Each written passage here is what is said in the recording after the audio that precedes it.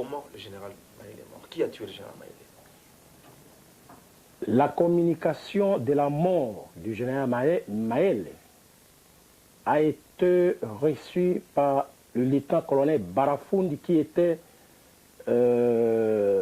l'opérateur du président à Bado. Et il m'a appelé.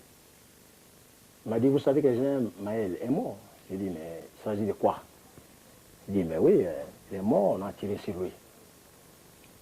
Bon. D'après les éclaircissements que nous avons eus, ça c'est moi qui vous l'ai dit, il devrait y avoir un officier supérieur de la DSP, Division spéciale présidentielle, qui a tué sur le général. C'est qui? Je ne sais pas vous le dire, mais excusez-moi, je ne sais pas vous le dire. Il est en vie?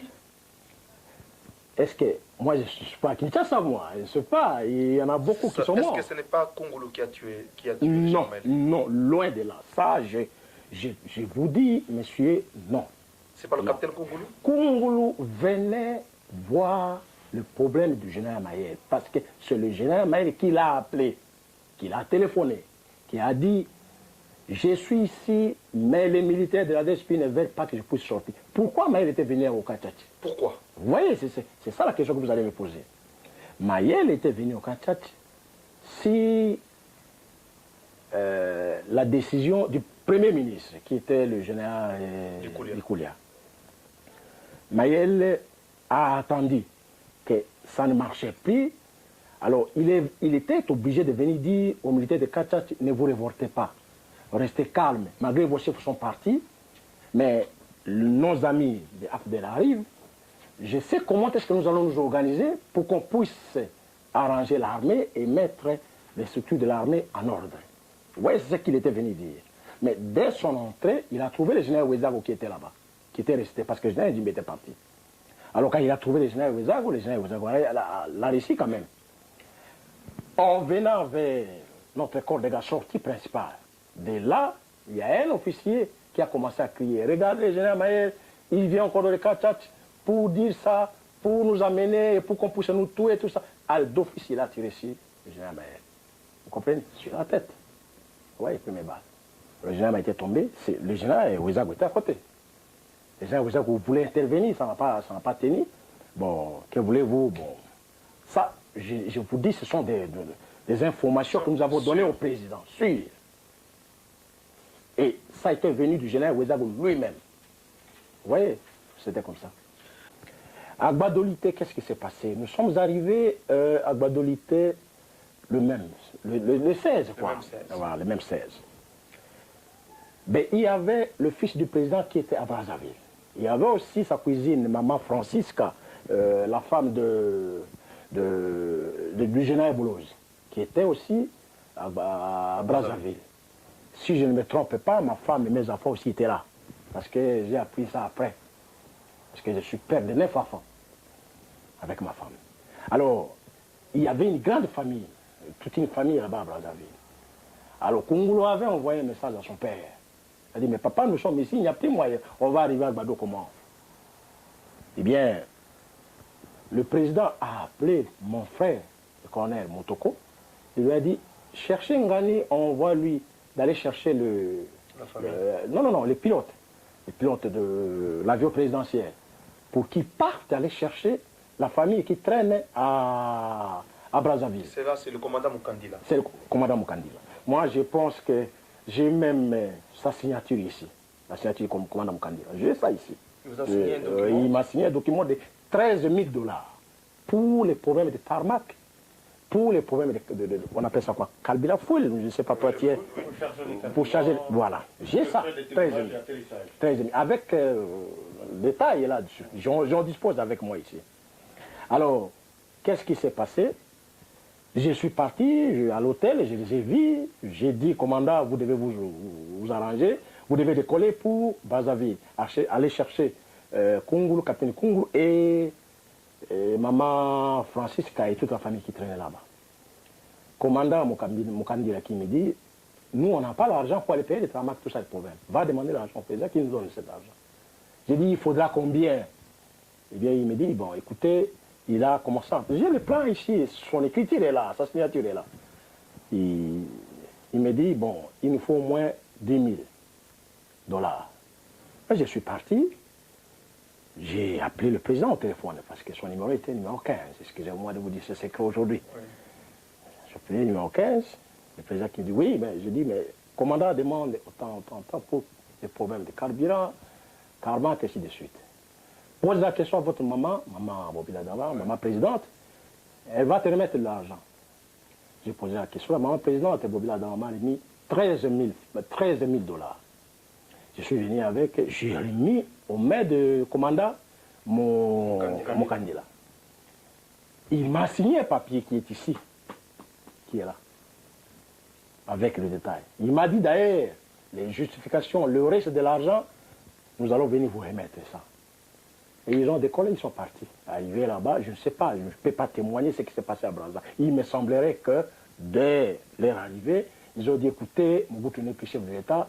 Nous, l'avion, c'est l'avion du Zaïre. On laisse ça ici, on laisse pour le président qui vient. Alors, l'avion était bloqué. Alors, vous quittez maintenant Guadeloupe comment? Avec quel avion? Ça, c'est une longue histoire, mon cher frère. C'est une longue histoire. Excusez-moi un peu de prendre mon verre d'eau. À la panique générale, vous devez quitter. Et c'est en catastrophe d'ailleurs tout d'abord. Oui, ben, vous me posez la question de notre départ des Gbado pour Togo. Mais c'était une catastrophe, mon frère. C'était vraiment une catastrophe.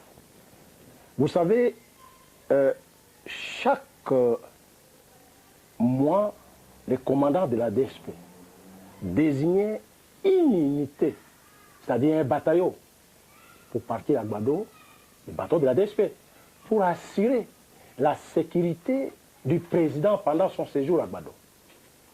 Et cette fois-là, le commandant d'opération, c'était le colonel Ndoma. Le colonel Foul Ndoma. Il était BM, hein, le colonel Ndoma. Breveté d'état. Je ne sais pas, il paraît qu'il est mort, je ne sais pas si vous êtes au courant. Aucune idée. Bon. Alors, le commandant place, c'était le lieutenant-colonel Lukanga, un ami qu'on a étudié ensemble avec lui en Israël.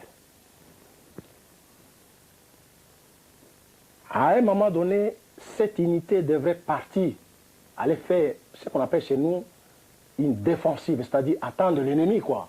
Je ne sais pas si vous allez connaître le terme que je vous parle ici. Alors, cette unité était partie vers Yakoma.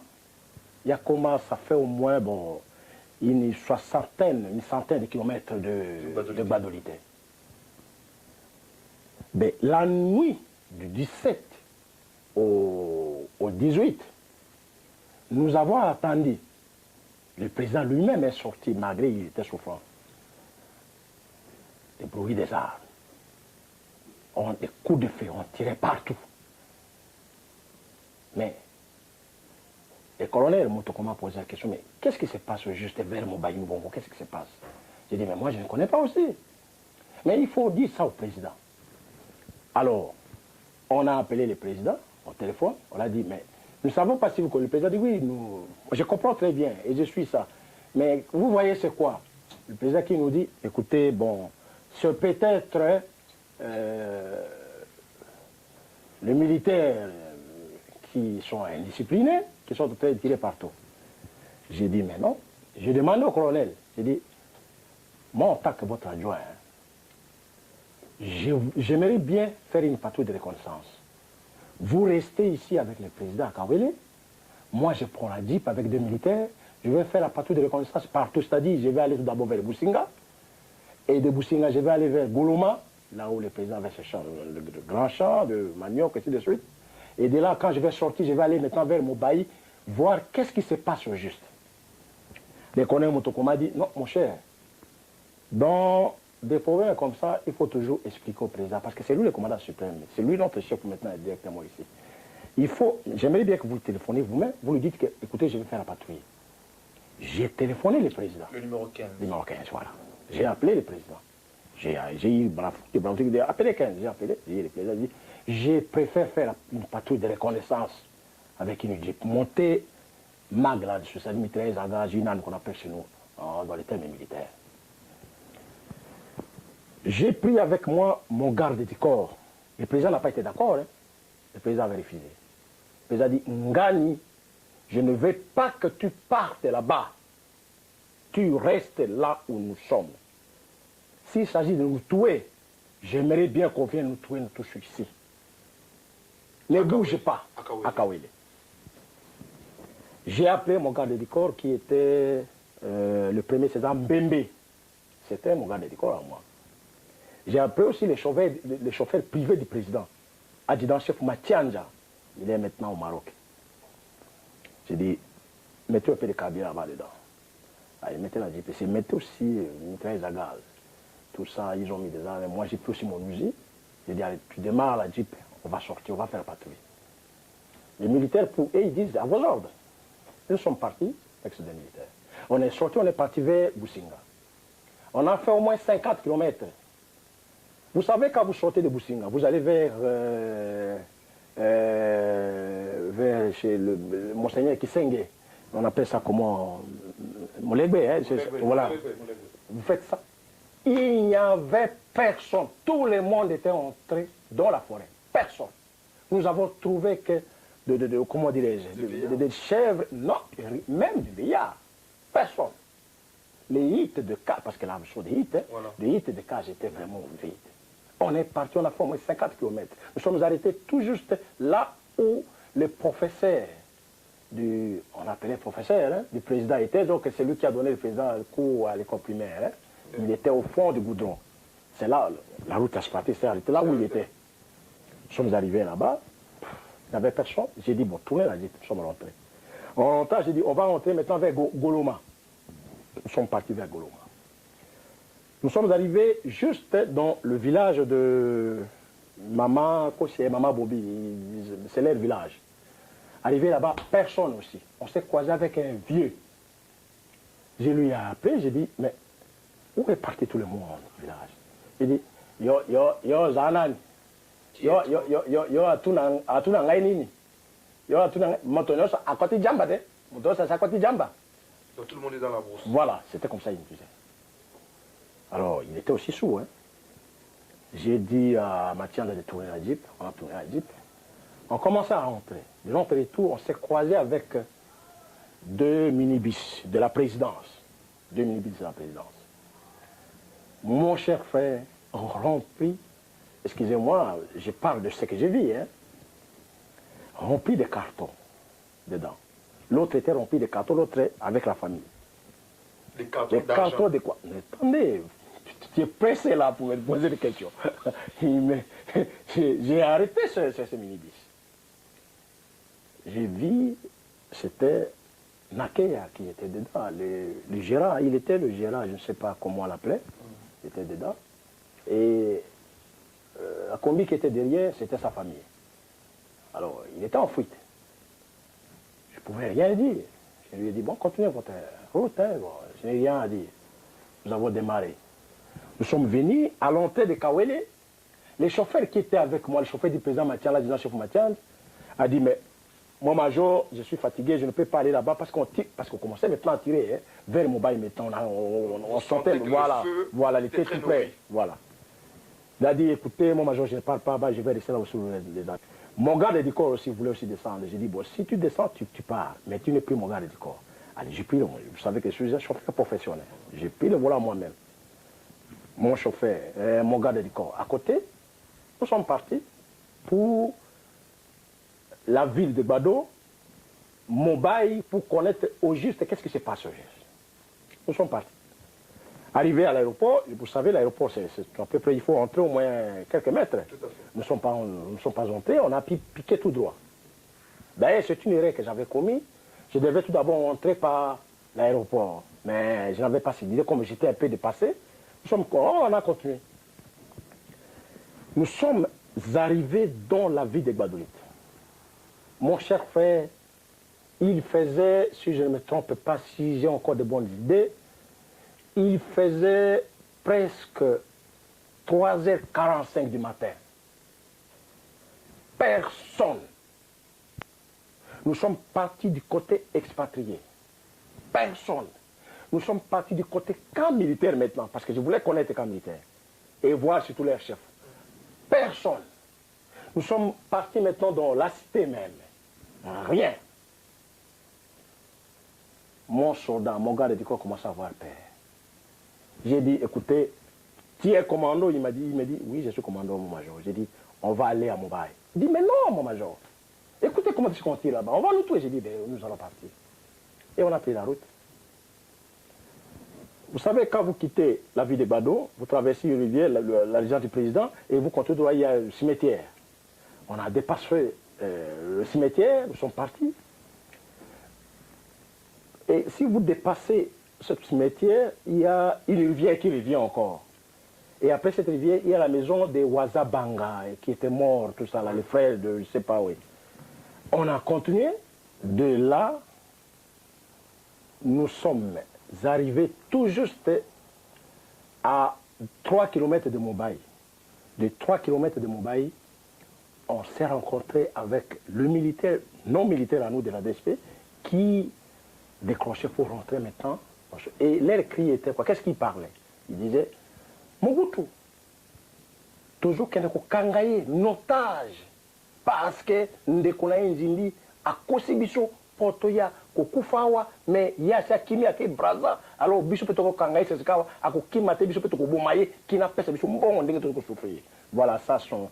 Excusez-moi de vous. Oui, dire. Il disait que nous allons à Mobutu, nous allons l'arrêter comme on va le prendre en otage parce que son neveu, le général Nzimbi, commandant de la DSP, a déjà traversé le Poulédi à Brazzaville. Il nous a envoyé ici pour qu'on meure.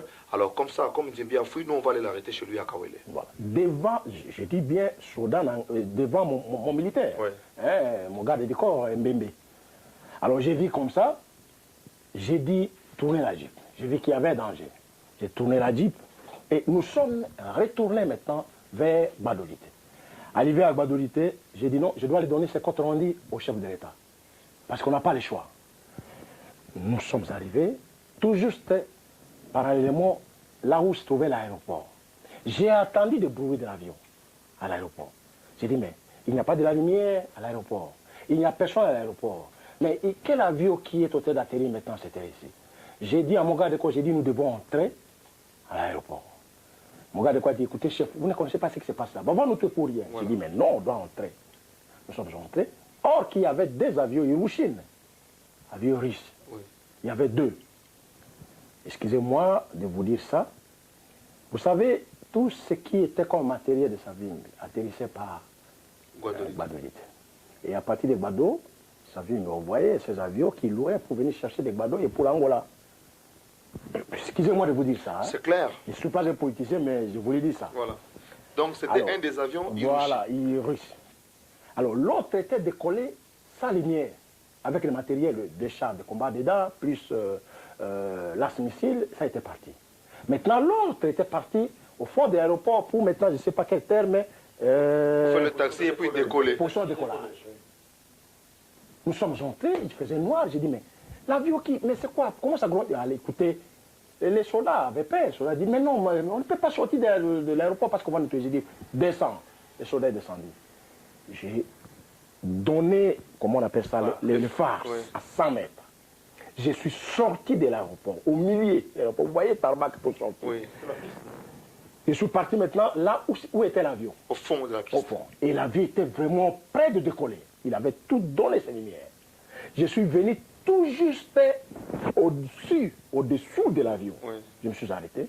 Mais les pilotes sont descendus. Mais on allait faire des bagarres.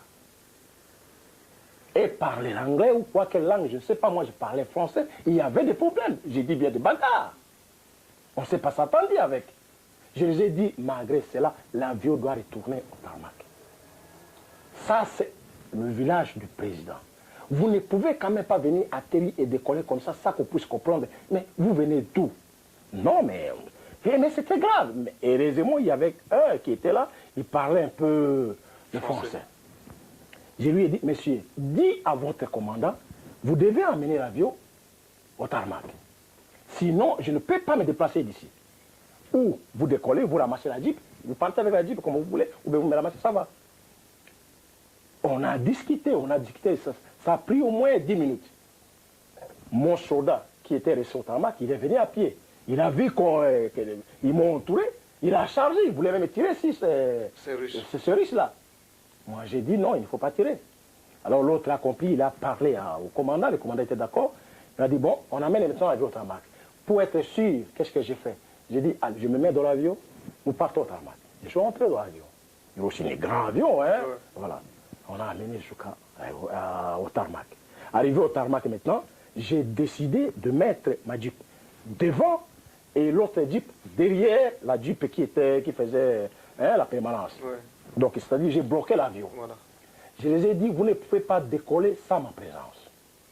Ils m'ont dit, mais pourquoi? Qu'est-ce que vous voulez qu'on cherche qui? J'ai dit, vous allez prendre le président. Parce qu'on n'a pas le choix, on n'a pas d'autre avion. Vous devez prendre le président et vous allez aller avec là où vous voulez partir. C'est-à-dire, si vous partez chez Sabine, on va aller chez Sabine.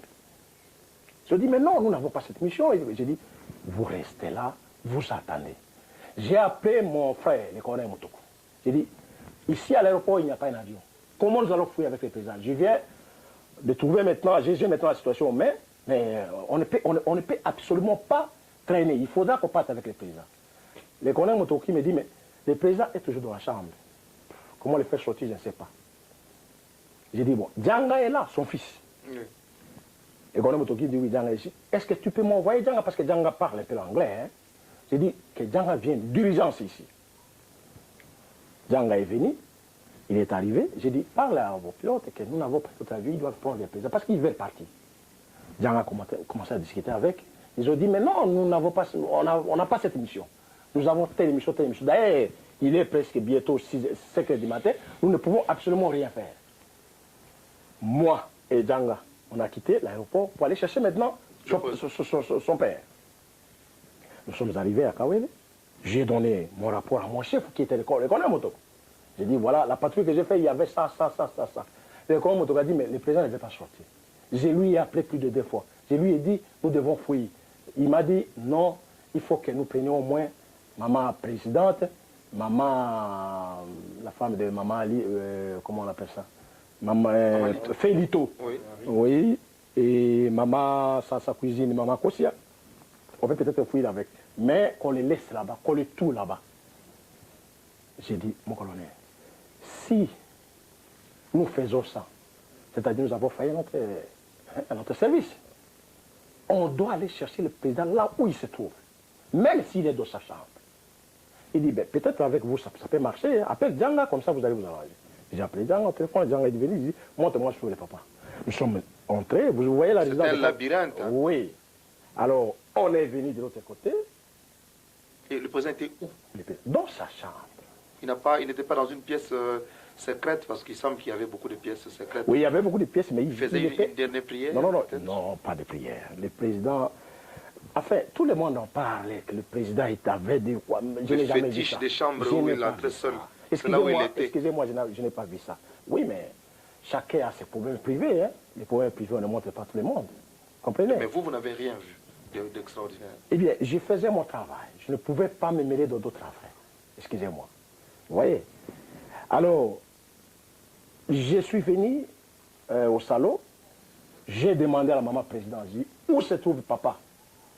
La maman présidente qui me répond, pourquoi vous cherchez papa? J'ai dit, mais non, nous, la maman présidente qui commençait à pleurer. Je suis entré dans les couloirs, parce que les grands couloirs, j'ai vu, la chambre du président était à côté, et je suis entré. Le président était assis ou couché? Il y a, excusez-moi de vous le dire, le président avait son lit à côté, mais il y avait quelques, comment on appelle ça? Une chaise. Ce n'est pas une chaise longue, mais quelque chose qu'on met dans le magasin de sport là. Hein? Je ne sais pas comment s'appelle cette histoire-là. Genre, là où il s'exerçait, c'est quoi ça? Moi, je pense... Une sorte de balançoire Pas balançoire, c'est quelque chose que vous poussez. Oui. Mais c'était comme une chaise longue. Une chaise longue. Prenons une chaise longue. Voilà. Un banc. Ça un banc solaire. Voilà, un banc solaire. Dans sa chambre. Un banc. Voilà. Allez, d'office, je lui ai dit, Maréchal, il n'y a pas le choix. Nous devons partir. Excusez-moi avec tout le respect que je vous dois. Il est resté comme ça, il dit, mais laissez-moi mourir ici. Prenez vos mamans, partez avec, laissez-moi ici. Il dit, mais non, nous devons partir. le président n'a pas pu bouger. Hein. Si vraiment les gens sont sérieux, si vraiment l'épouse du président est honnête, elle n'a qu'à témoigner. Le président avait mis son boubou comme son boubou sans cingler à l'intérieur. Vous comprenez? Il a mis aussi son pantalon avec le soulier, sa chaussette. Nous sommes sortis avec. Vous l'avez tenu parce que... Mais oui, je l'ai tenu. Nous sommes sortis avec. De là, j'ai dit à mon chef qui était le colonel Motoko, je ne perds pas le temps, je pars voir si l'avion a pu démarrer. Je vais voir, je vais vous attendre là-bas. Parce que les militaires qui viennent, ils sont déjà à Agbado. Oui, ceux qui viennent pour l'arrêter. Bon, pour l'arrêter, ils sont déjà à Agbado. Alors c'est dangereux. Le colonel Motoko dit, allez, précède-moi vite, fais vite, Ngani. J'ai pris la jeep, allez, je suis retourné. En retournant, effectivement, les militaires venaient. Ils sont rentrés. Motoko qui était au volant, c'est Motoko qui a conduit le président dans sa voiture Mercedes. Et Djanga qui était comme convoyeur. Le président derrière. La maman présidente voulait hésiter. Hein, vous savez, les femmes discutent beaucoup. Hein, mais je pense que, d'après le colonel Motoko qui me disait, le docteur Biamou est parti prendre la maman présidente de force et il a mis dans la voiture. Ils sont arrivés. Arrivés à l'aéroport, mais c'était catastrophe. Vous savez, Hiroshima, c'est un avion qui est comme C-130. Hein. Il fait descendre, comment on appelle ça, rame arrière. Tout arrière. Ça. Alors, ces Mindele-là ont essayé de soulever un tout petit peu. Bon, ça ne tenait pas. Ouais. J'ai dit de faire descendre là-bas, descendre ce rame, et il y avait déjà un camion Réo avec des munitions dedans, plus un lance-missile dedans. J'ai dit descendre lance-missile pour qu'on puisse mettre la voiture présidentielle. Parce que le président ne pouvait pas descendre. Oui, parce que le président ne pouvait pas descendre. Et là-dedans, on n'avait pas de chaise. C'était un avion cargo. Ouais. Vous voyez? Alors on a mis... comme on a pu le voir sur la photo de l'avion. Oui. Donc, vous voyez comment ça a été dans les catastrophes. Comme si les gens sont debout, mais voilà. C'est dans un avion. C'est dans les catastrophes. Vous voyez? Alors, de là, on a mis les gens, tout ça, les problèmes, on a essayé de... On avait même oublié la grande sœur de la maman présidente, maman Marie, la femme de Lito. On avait oublié que lui résidait à la cité. Et c'est à partir de là où nous sommes embarqués pour prendre maintenant le départ vers Togo. Et les pilotes se demandaient où nous allons partir. Et le plan de vol a été fait en l'air. Qui a dit qu'il faut aller au Togo? Ben, le président maintenant, c'est lui qui a... Parce que lui, il s'attendait à l'avion du président Yadema. Parce qu'il avait contact avec le président Yadema. Lui, le président. Il disait, Yadema va nous envoyer un avion à 6 heures. Non, il a dit, l'avion va arriver à 5h30. On a attendu, à 5h30, l'avion n'était pas là. Ben, c'est là où le président a compris qu'il n'y avait pas un avion. Et quand nous sommes atterris à Lomé, l'avion du président Yadema était fermé complètement. Ça n'avait même pas le choix de voler pour venir chez nous. Oui, et c'est là où on s'est croisé avec le conseiller spécial Mbanda. C'est lui qui était parti chez le président Yadema pour négocier les problèmes de... Je ne peux pas vous en parler de ça, je ne connais pas la politique. Voilà. Donc, bref, le président Mobutu ne voulait pas partir de Guadeloupe. Normalement. Normalement. C'était militaire. Hein? Alors, vous arrivez là-bas, passons l'étape, c'est la débandade, vous arrivez au Maroc. Et on a tiré tout d'abord, excusez-moi. Ah, on a tiré sur... Quand on a décollé, on a tiré sur nous. Hein? Quand on a décollé, on a tiré sur nous. Vous avez parlé quelque chose pour les militaires, quand même, bien. Oui. Voilà. Et quand le président est entré dans l'avion, tout un bataillon de gens sont entrés dans l'aéroport. Avec des armes et tout ça, les problèmes là. Pour le tuer ou pour l'arrêter? Nous avons appris que le président est ici, il veut prendre cet avion. Nous voulons les voir, tout ça. Moi, vous savez que je suis descendu à Lomé en tenue militaire. J'étais descendu à Lomé en tenue militaire. J'ai appelé les militaires. Ailleurs, je les ai appelés, j'ai dit, Basoda Soboyawa. Ouyawa. Il me connaissait très bien. Oui. Il savait très bien qui vous étiez. Alors ils sont arrivés, j'ai dit, vous cherchez qui? Ils m'ont dit, nous cherchons le président. Parce que, d'après ce que je viens de vous le dire, malgré, j'ai prié, hein, mais j'ai trompé les militaires ce jour-là. J'ai dit aux militaires, écoutez, Ce que vous avez fait, c'est bien. Vous êtes resté pendant des jours et des jours. Vous n'avez pas mangé. Vous avez souffert du fait là-bas. Mais vous êtes venu ici. Au moment où je vous parle, votre commandant d'opération, c'est qui? Le colonel Ndoma, colonel Ndoma. J'ai dit, bon, voilà. Tout à l'heure, le président a remis au colonel Ndoma autant d'argent, autant de cartons à ma présence. Il a mis ça dans sa jeep. Le président a dit qu'il puisse venir avec ces cartons pour vous distribuer, pour que vous puissiez vous reposer, donner à vos femmes et arranger, parce qu'il y avait au moins 6 hélicoptères à l'aéroport là, hein, que les choses, Savimbi avait commandé, qui était à Guadeloupe. Vous voyez les avions qui sont là. Je dis oui, nous voyons mon major. J'ai dit bon, ce sont les avions que le président a commandés.